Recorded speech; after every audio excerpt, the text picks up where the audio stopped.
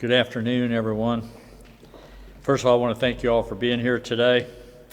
I also, with my directors, are here with me today. Director Karsten's here, Acting Director Tidball is here, Director Zellers is here, and Director Williams is here again today.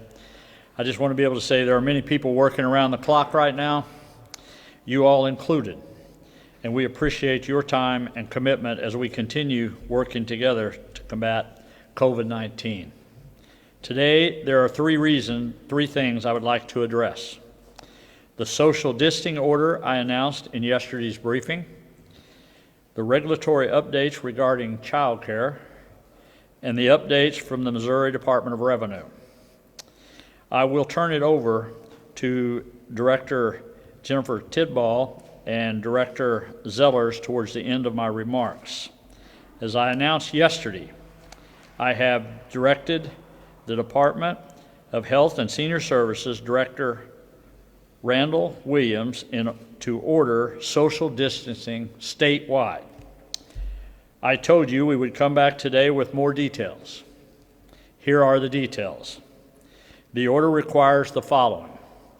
In accordance with the guidance from the President and the Centers of Disease Control and Prevention, every person in the state of Missouri shall avoid social gathering of more than 10 people. For the purpose of this order, social gatherings shall mean any planned or spontaneous event or meeting that would bring together more than 10 people in a single space at the same time. In accordance with the guidelines from the President and the Centers of Disease Control and Prevention, every person in the state of Missouri shall avoid eating or drinking at restaurants, bars, or food courts, provided, however, that the use of drive-through, pickup, or delivery options is allowed throughout the duration of this order. In accordance with the guidelines from the President and the Centers of Disease Control and Prevention, people shall not visit nursing homes, long-term care facilities, retirement homes, or assisted living homes, unless to provide critical assistance. In accordance with the guidelines from the President and the Centers of Disease Control and Prevention, all schools shall remain closed.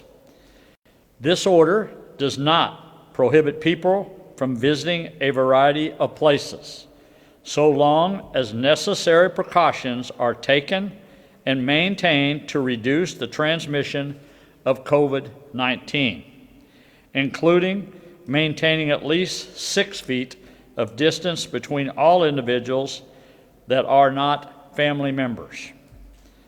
For offices and workplaces that remain open, individuals shall practice good hygiene and, where feasible, work from home in order to achieve isolation from COVID-19. The more that people reduce their public contact, the sooner COVID-19 will be contained and the sooner this order will expire. This order will take effect beginning at 12:01 a.m. Monday, March the 23rd, 2020, and it will remain in effect until 12:01 a.m. Monday, April the 6th, 2020, unless extended by further order of the Director of the Department of Health and Senior Services, with said extensions not to exceed the duration of the effective period of the executive order. Now, let me give you a little update from DSS and DOR. As COVID-19 outbreak continues to develop, child care has become a major concern. To help with this, the Department of Health and Senior Services and the Department of Social Services have taken regulatory action to assist child care providers and families.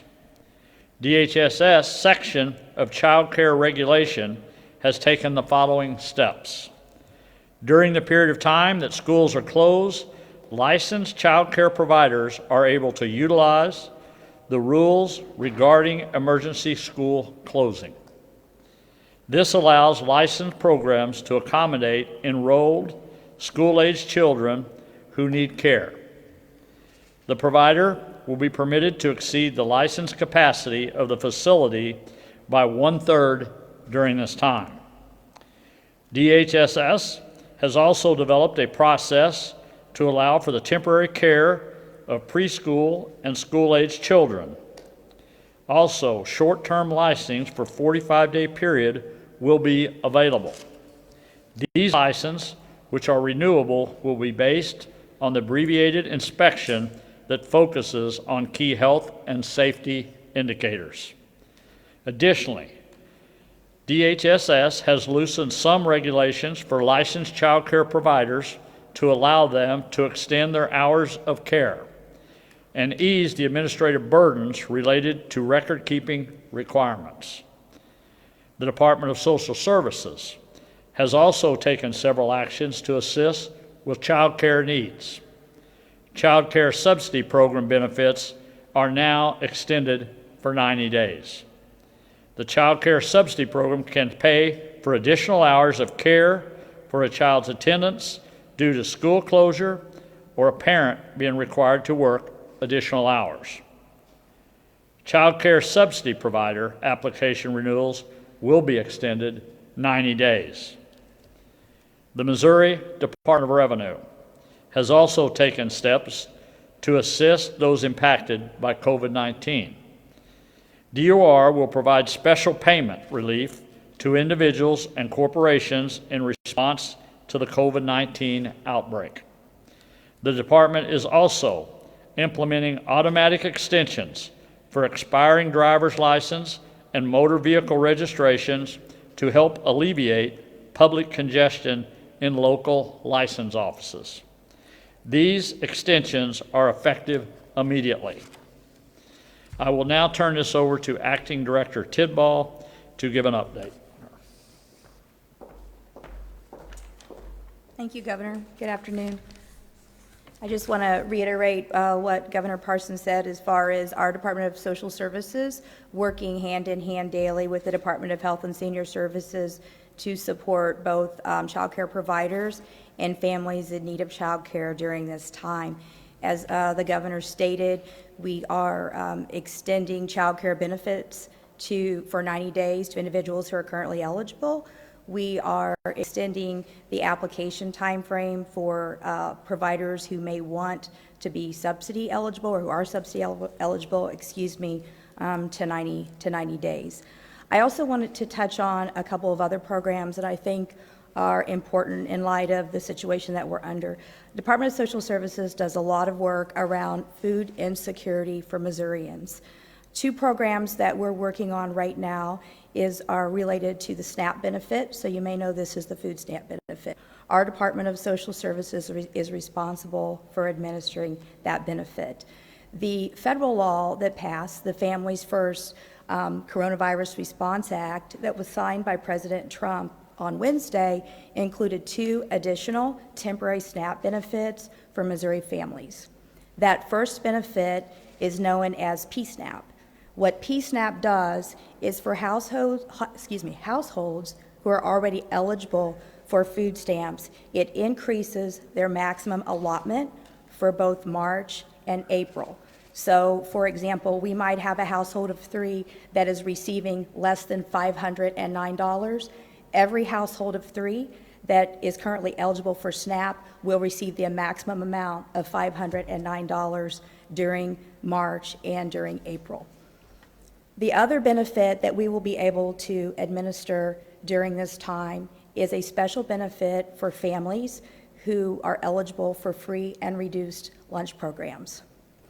So what that means is during the months of March, April, and May, we will be able to provide an additional SNAP benefit to those families who we already know through the SNAP program will automatically receive that benefit.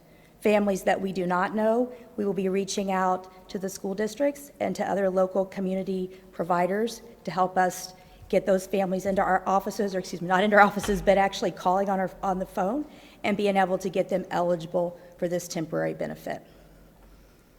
The other item that I want to touch on food insecurity is we want to try to ease the burden that families have right now in being able to access SNAP benefits and maintain SNAP benefits. So we have pending waivers at the federal government that would basically lessen the steps that families have to take when they apply to actually be made eligible for benefits. Doesn't change the eligibility requirements, it just is less administrative burdensome for families. The waiver that we did get approved just today actually allowed us to extend recertification for families who are already eligible by 6 months. So what that means to a family is if we were going to review their case in March, we will now extend that review until September. And that waiver will be in place for families who were going to be reviewed both in March, April, and May. We may also be able to request additional extension as we see what happens in this situation.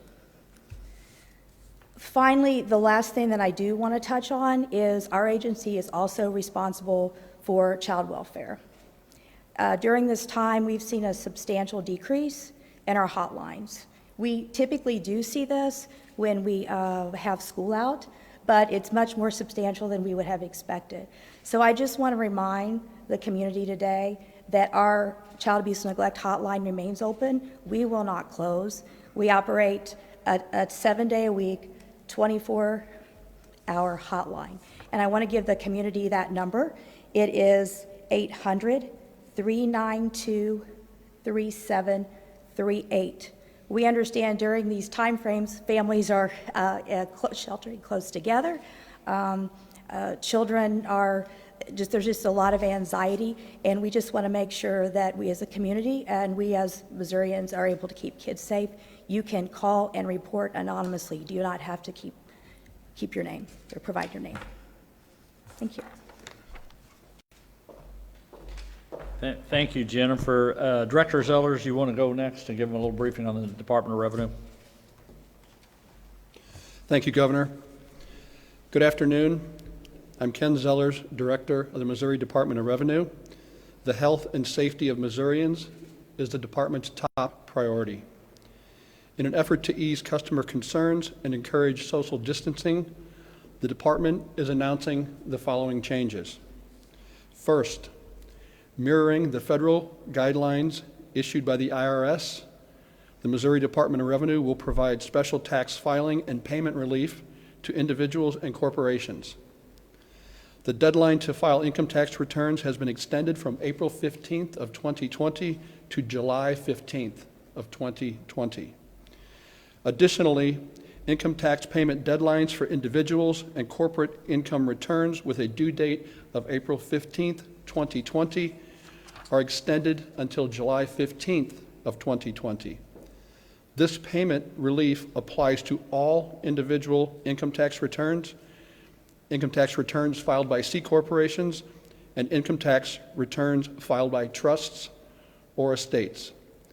The Department of Revenue will automatically provide this relief, so filers do not need to take any additional steps to qualify.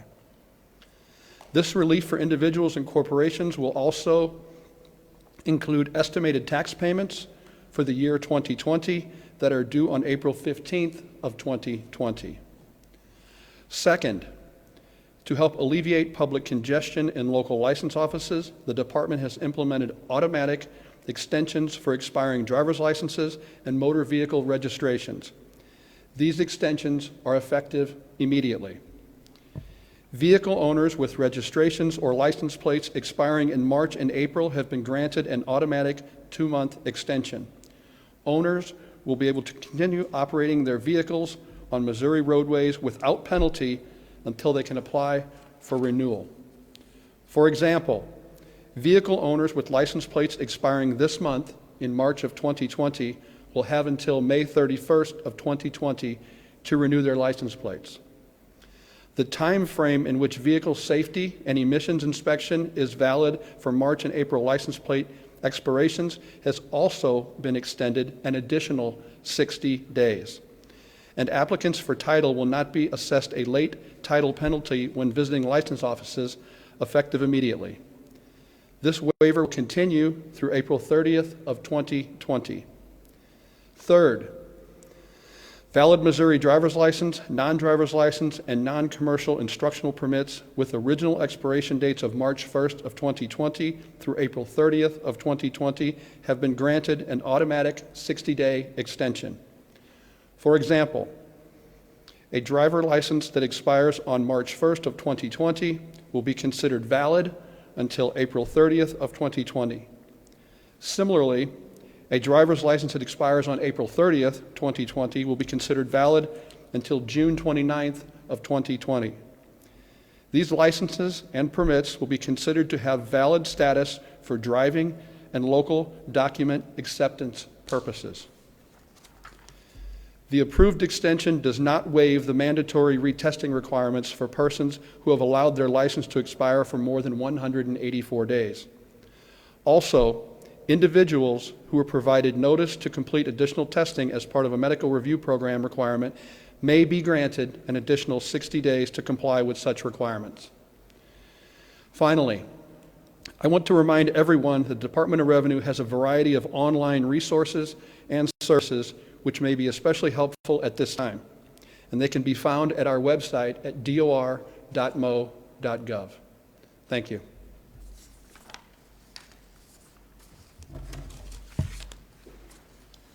Ken, thank you very much. Now the Director of Department of Public Safety, Director Karsten. Thank you, Governor. As I have done previously this week, I've given updates on PPE, or personal protective equipment, and I'm going to do that as well. And I will also provide additional information regarding expectations for those calling 911. Today, we've fulfilled 123 facility orders of personal protective equipment out of the Strategic National Stockpile. 101 of those were hospitals, and 22 were emergency medical service providers. The Strategic National Stockpile is for hospitals, EMS, as well as long-term care facilities. We have a large number of requests that we are still working through at the warehouse today with people from Department of Health and Senior Services, the State Emergency Management Agency, as well as MoDOT. In addition, today we received federal guidance from FEMA regarding personal protective equipment for fire and law enforcement. We are encouraging law enforcement and fire to continue to order from their regular vendors and to buy on the open market those items of personal protective equipment they need. Agencies will be eligible for reimbursement. If agencies cannot buy on the open market, requests can be made through FEMA via the State Emergency Management Agency. We will continue to do whatever is necessary to put PPE into the hands of those that need it, be it hospitals or first responders. Along those same lines, earlier this week, we had first responders who responded to a person with COVID-19 positive. They donned personal protective equipment and took care of business. They were later quarantined. It is guidance from the Department of Health and Senior Services, as well as the infectious disease experts, that properly donned personal protective equipment does protect first responders. They must discard it properly upon completion of the call, and they will be eligible to continue to respond to other calls needing their service, all the while paying attention to the need for personal protective equipment. Additionally, we have public safety answering points across the state, dispatch centers. It is acceptable for 911 and dispatchers, to ask persons about COVID-19. They must ask questions to provide our first responders information to keep everyone safe. Dispatchers may ask about medications. They may ask about travel, and they may ask about exposure or testing positive for COVID-19. This is all being done to protect the lives of those serving our Missourians. Thank you. Let me just say how much I appreciate the directors and the people in the cabinet for working for working every day to make sure they provide service to the Missouri citizens across this state, for them and their teams. I think it's quite evident after last week, whether you're in the legislature, whether you're a state employee, the COVID-19 can reach out and touch any of us at any time. I also want to thank the state employees across the state for staying the course, for coming to work every day and providing the services for Missourians.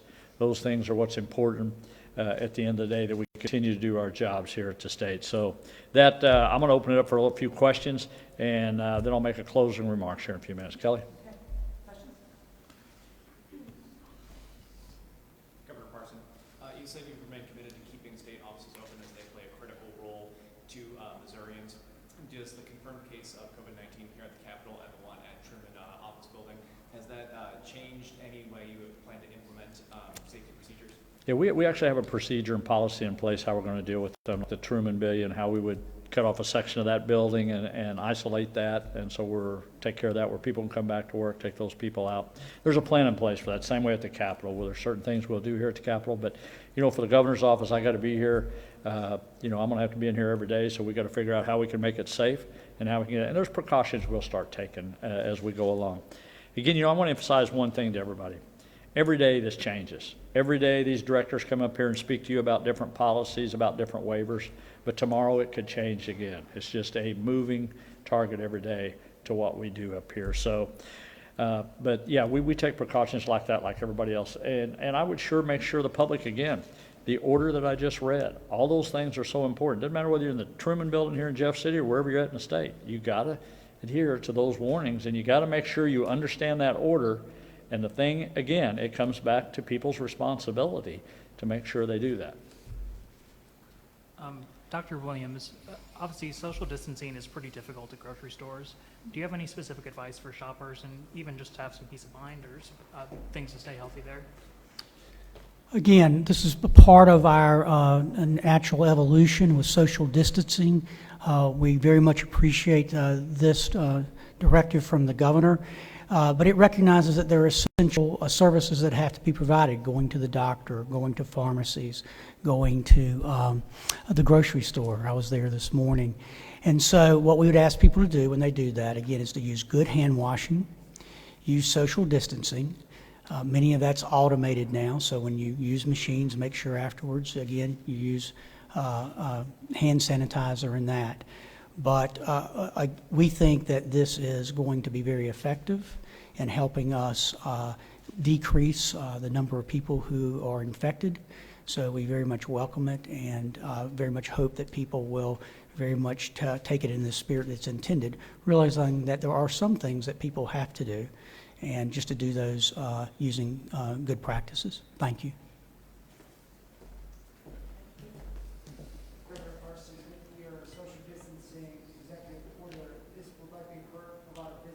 Restaurants who can't have people come in and dine in, and people can still take out, they will take a chunk out of their business.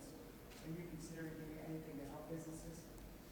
Well, I think every day we're looking at how we can help businesses. I think we got people working in here almost around the clock, looking for business waivers, looking at regulatory environment, how we could do that, and how financially are we going to help. I know the director was in here yesterday talking about unemployment, how that's going to affect us.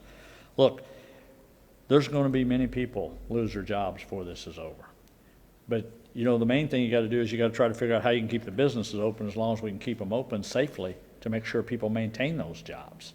And that's important to me every day. I'm trying to figure out how can we help those business owners, especially those small business owners, the mom and pops out there, trying to figure out how you keep their doors open at a time like this.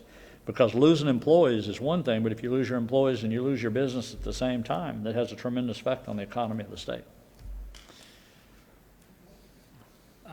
Governor, in regard with the Illinois governor's decision yesterday to issue a shelter-in-place order, was there any cross-state communication on that, or what's Missouri's role as a neighbor in that, and has it affected your thinking at all?